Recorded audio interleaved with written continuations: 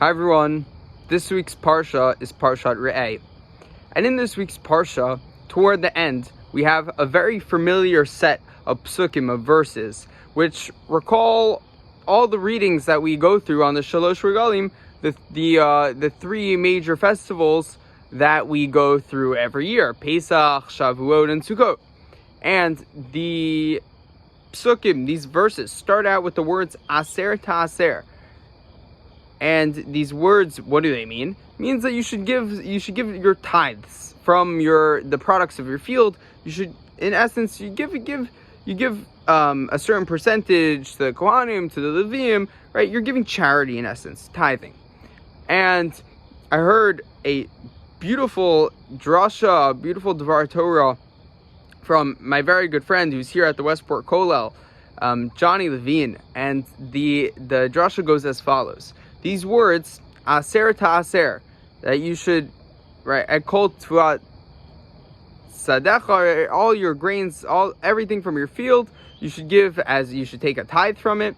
These words are quoted in a Gemara, in Tainus, in a Masechta, in a certain tractate, and over there in the Gemara, it says, it has a play on these words. It says Aser, right, so you should give a tithe, Kidei Shetit Asher, in order for you to become wealthy, to become rich. So you tithe to get rich. It's a very interesting concept here. And my friend was telling me a story in the name of Rebbetzin Machlis, a very famous Rebbetzin who unfortunately passed away a few years ago in Yerushalayim. She's known for her Shabbos dinners and all this amazing chesed that she'd do. And she used to say, if you have $100 and you gave $10 to tzedakah, to charity, how much money do you have left? An average person would say, okay, I gave $10 away, I have $90 total.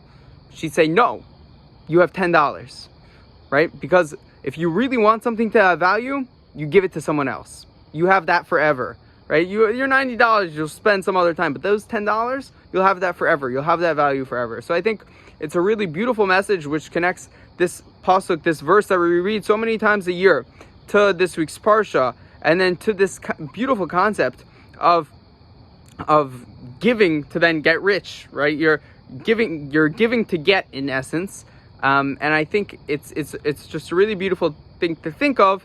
And my bracha to everyone this week is that we're able to find able to internalize moments like this in our daily lives where we should be able to give, although it might not be so intuitive to give, grains from our field or money from our bank account.